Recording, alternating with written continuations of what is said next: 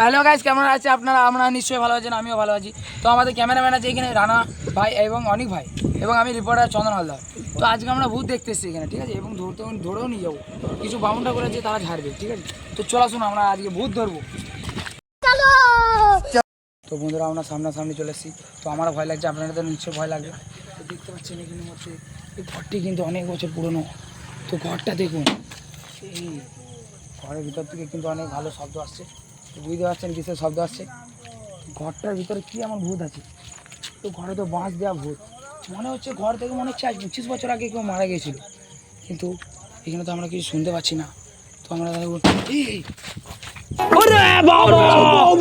তো মনে হচ্ছে কিছু তো আছে ভিতরে, এখন ধরে আমরা এখানে শব্দ পাচ্ছি না। তো মনে হচ্ছে এখানে কেউ আছে।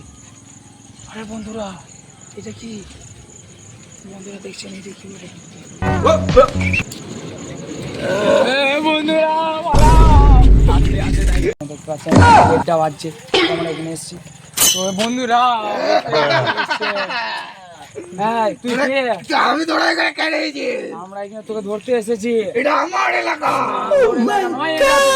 আমার এলাকা। তো বন্ধুরা দেখতে পাচ্ছেন, আমরা একটু ফানি করছি। ভূত বন্ধু, আপনি কিছু বলতে চান?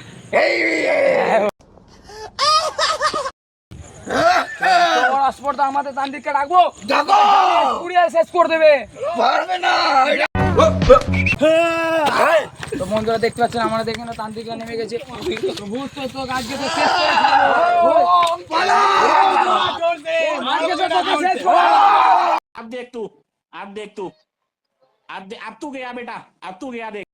দেখতে পাচ্ছেন এখানে আমরা ভূত বন্ধুকে কবজা করার চেষ্টা করছি। ও এখন আমাদের তান্ত্রিকরা অনেক মন্ত্রকন্ত্র বলে ওকে শুয়ে রেখেছি। তো দেখুন তান্ত্রিকরা ওকে বস করবে। তো দেখা যাক কি করে বস করে, ওইটার ভিতরে ওই বোতলের ভিতরে বস করবে। ঢুকে যা, ঢুকে যা।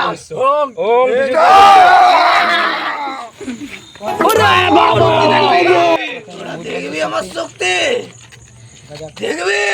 এখানে